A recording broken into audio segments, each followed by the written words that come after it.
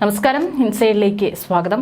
മുഖ്യമന്ത്രി പിണറായി വിജയൻ അപമാനിച്ചതിന്റെ വേദനയുമായാണ് മുതിർന്ന പത്രാധിപർ എസ് ജയചന്ദ്രൻ നായർ മരണത്തിന് കീഴടങ്ങിയത്. 7 പതിറ്റാണ്ടോളം മലയാള പത്രപ്രവർത്തനത്തിൽ നിറഞ്ഞു നിന്ന ജയചന്ദ്രൻ നായർ തന്റെ അവസാന കാലത്ത് സാമ്പത്തിക പ്രതിസന്ധി അനുഭവിച്ചിരുന്നു. അദ്ദേഹത്തിന്റെ മക്കൾ ഉന്നത നിലയിലായിരുന്നുവെങ്കിലും സ്വന്തം കാലിൽ നിൽക്കാനാണ് ജയചന്ദ്രൻ നായർ ആഗ്രഹിച്ചത്.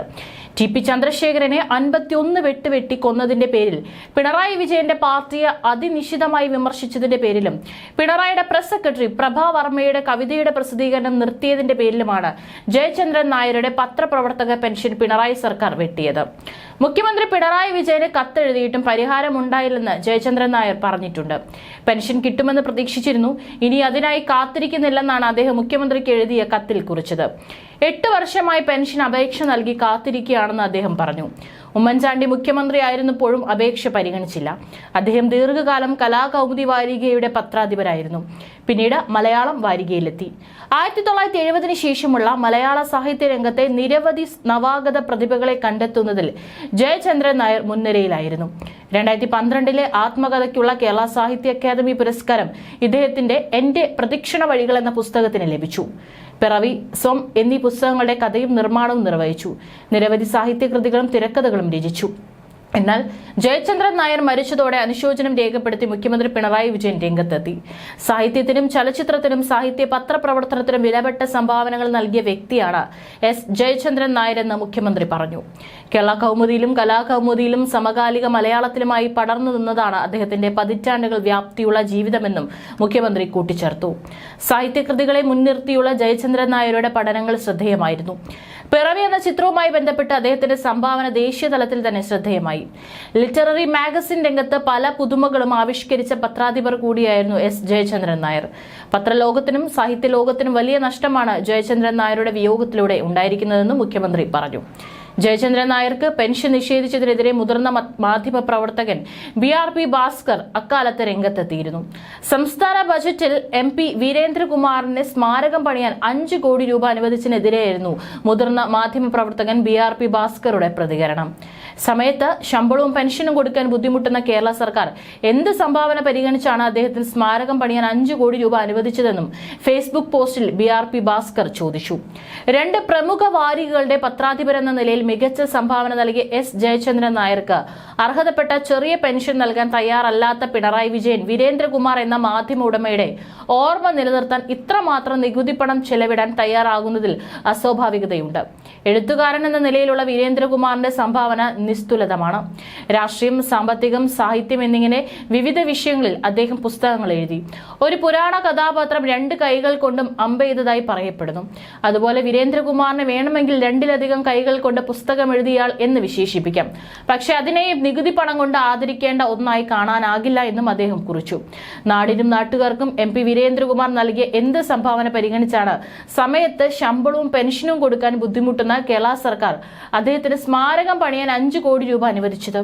പത്രമുതലാളി, എസ്റ്റേറ്റ് ഉടമ, നിയമസഭാ അംഗം, പാർലമെന്റ് അംഗം, സംസ്ഥാന മന്ത്രി, കേന്ദ്ര സഹമന്ത്രി, എഴുത്തുകാരൻ എന്നിങ്ങനെ വിവിധ നിലകളിൽ പ്രവർത്തിച്ചിട്ടുള്ള ആളാണ് വീരേന്ദ്രകുമാർ എന്നറിയാതെയല്ല ഈ ചോദ്യം ഉന്നയിക്കുന്നത്. സാധാരണയായി ജാതി മത നേതാക്കളെ പ്രീണിപ്പിക്കാനാണ് മുന്നണി സർക്കാരുകൾ ഇത്തരം ദാനകർമ്മങ്ങൾ നടത്തുക. പിണറായി സർക്കാർ വെള്ളാപ്പള്ളി നടേശന്റെ അമ്പലത്തിന് നൽകിയ ദാനം ഉദാഹരണം. വീരാർച്ചനയെ ആ കൂട്ടത്തിൽ പെടുത്താനാവില്ല. അദ്ദേഹം ജൈനാനായിരുന്നു. ആ സമുദായത്തിന് കേരളത്തിൽ ഒരു വോട്ട് ബാങ്ക് ഇല്ല. വീരേന്ദ്രകുമാറിന് കേരള സമൂഹത്തിൽ ഉന്നത സ്ഥാനം നേടിക്കൊടുത്തത് അദ്ദേഹത്തിന്റെ പ്രബല മാധ്യമ ബന്ധമാണ്. പക്ഷേ പിണറായി വിജയൻ മാധ്യമങ്ങൾക്ക് പൊതുവെയും വീരൻ നയിച്ച മാതൃഭൂമിക്ക് പ്രത്യേകിച്ച് വലിയ വില കൽപ്പിച്ചിരുന്നില്ല. മാതൃഭൂമിയോടുള്ള അദ്ദേഹത്തിന്റെ സമീപനം ഒരു പൊതുവേദിയിൽ നിന്നുകൊണ്ട് അതിന്റെ പത്രാധിപരുടെ പേര് വിളിച്ചു നടത്തിയ പ്രഖ്യാപനത്തിൽ കൂടി നാം അറിഞ്ഞതാണ്. 2 പ്രമുഖ വാരികകളുടെ പത്രാധിപരെന്ന നിലയിൽ മികച്ച സംഭാവന നൽകിയ എസ് ജയചന്ദ്രൻ നായർക്ക് അർഹതപ്പെട്ട ചെറിയ പെൻഷൻ നൽകാൻ തയ്യാറല്ലാത്ത പിണറായി വിജയൻ വീരേന്ദ്രകുമാർ എന്ന മാധ്യമ ഉടമയുടെ ഓർമ്മ നിലനിർത്താൻ ഇത്രമാത്രം നികുതി പണം ചിലവിടാൻ തയ്യാറാകുന്നതിൽ അസ്വാഭാവികതയുണ്ട്. എഴുത്തുകാരൻ എന്ന നിലയിലുള്ള വീരേന്ദ്രകുമാറിന്റെ സംഭാവന നിസ്തുലതമാണ്. രാഷ്ട്രീയം, സാമ്പത്തികം, സാഹിത്യം എന്നിങ്ങനെ വിവിധ വിഷയങ്ങളിൽ അദ്ദേഹം പുസ്തകങ്ങൾ എഴുതി. ഒരു പുരാണ കഥാപാത്രം 2 കൈകൾ കൊണ്ടും അമ്പെയ്തതായി പറയപ്പെടുന്നു. അതുപോലെ വീരേന്ദ്രകുമാറിന് വേണമെങ്കിൽ വേണമെങ്കിൽ രണ്ടിലധികം കൈകൾ കൊണ്ട് പുസ്തകം എഴുതിയ ആൾ എന്ന് വിശേഷിപ്പിക്കാം. പക്ഷെ അതിനെ നികുതി പണം കൊണ്ട് ആദരിക്കേണ്ട ഒന്നായി കാണാനാകില്ല.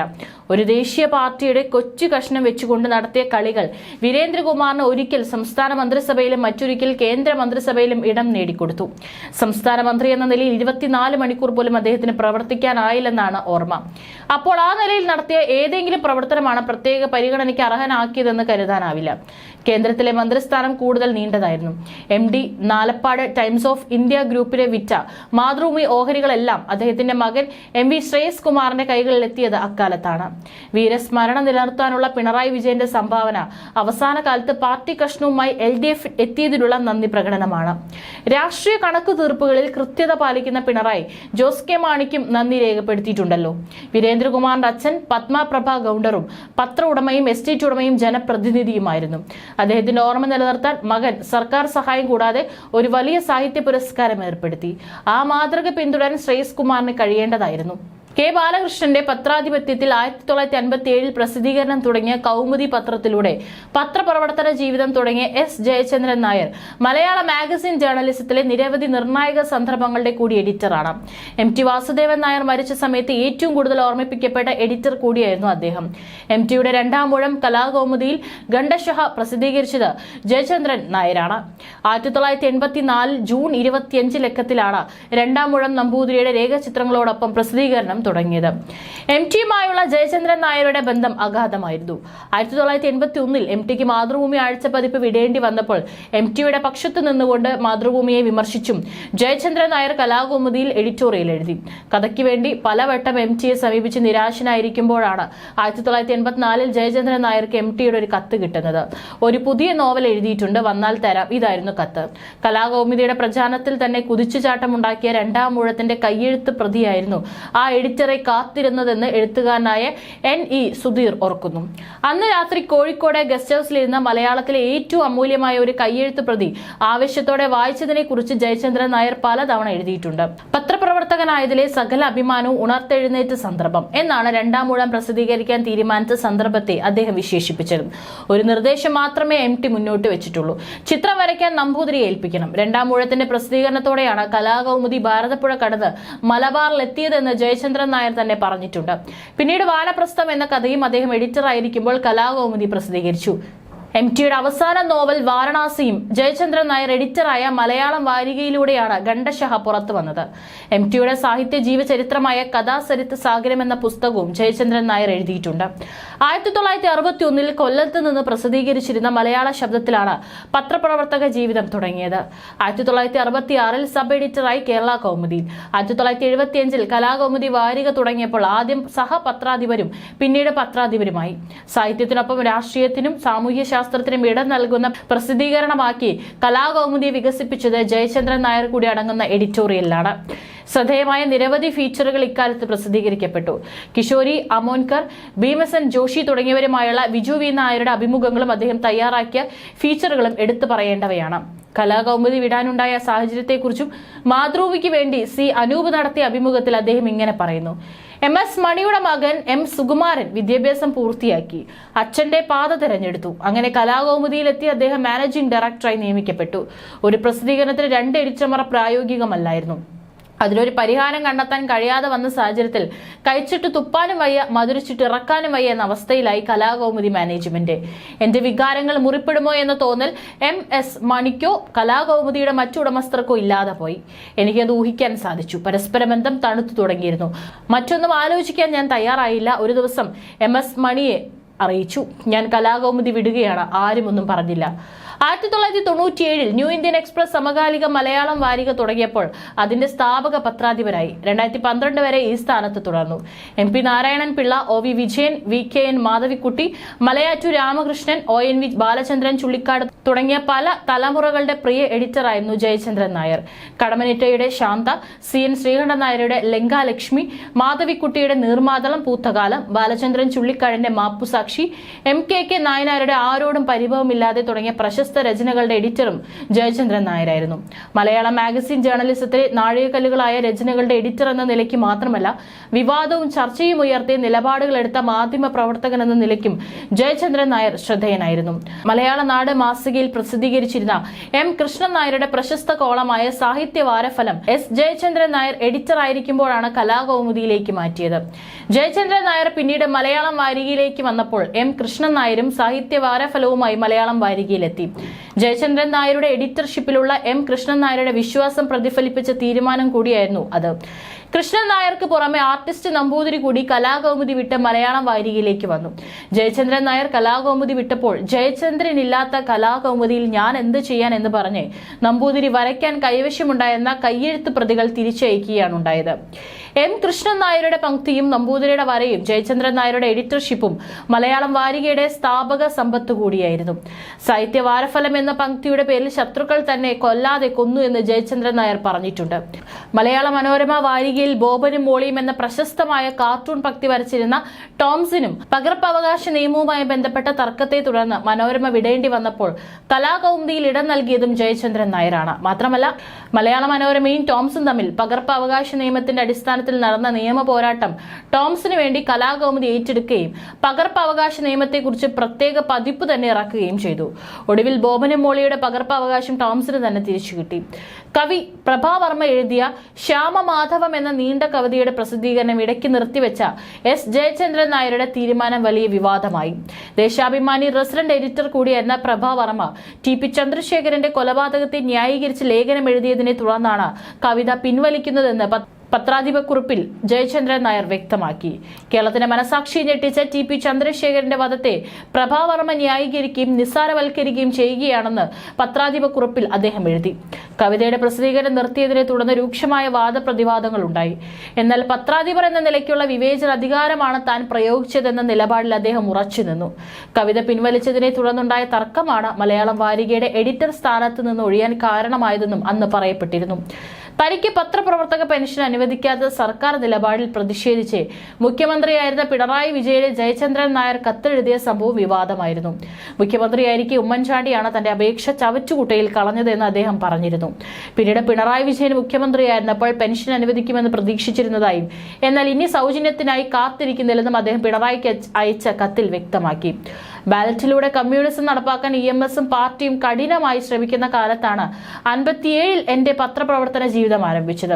2012-ൽ അത് അവസാനിപ്പിക്കുമ്പോൾ 50-ൽ പരം കൊല്ലങ്ങൾ പിന്നിട്ടിരുന്നുവെങ്കിലും സമ്പാദ്യം വട്ടപൂജ്യമായിരുന്നു. ആ സാഹചര്യത്തിലാണ് പത്രപ്രവർത്തക ക്ഷേമനിധി പെൻഷൻ എനിക്കൊരു സഹായകമാകുമെന്ന് പ്രതീക്ഷിച്ചത്. അതും കാത്ത് ഏതാണ്ട് 8 കൊല്ലം പിന്നിട്ടു. ഇടയ്ക്ക് വെച്ച് മുഖ്യമന്ത്രിയായിരുന്ന ശ്രീ ഉമ്മൻചാണ്ടി എന്റെ അപേക്ഷ ചവറ്റുകുട്ടയിൽ കളഞ്ഞതായി അറിഞ്ഞു. അപ്പോഴും എനിക്ക് പ്രതീക്ഷ നഷ്ടമായില്ല. ശ്രീ പിണറായി മുഖ്യമന്ത്രിയാകുന്നതോടെ പെൻഷൻ അനുവദിക്കുമെന്നും ആത്മാർത്ഥമായി ഞാൻ വിശ്വസിച്ചു. ഒന്നും സംഭവിച്ചില്ല. താങ്കളുടെ സൗജന്യത്തിനായി മതി, ഇനി കാത്തിരിക്കുന്നില്ല. സഖാവെ ലാൽ സലാം. ഇതായിരുന്നു പിണറായിക്ക് അയച്ച കത്തിലെ ഉള്ളടക്കം.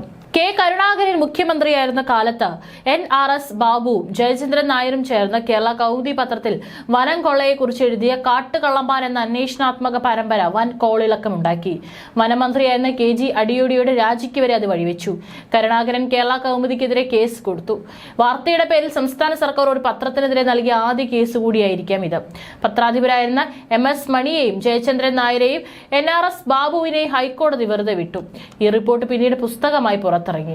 MS മണി പത്രാധിപത്യത്തിൽ നിന്ന് ഒഴിയാൻ നിർബന്ധിതമായ റിപ്പോർട്ടുകൾ കൂടിയായിരുന്നു ഇത്.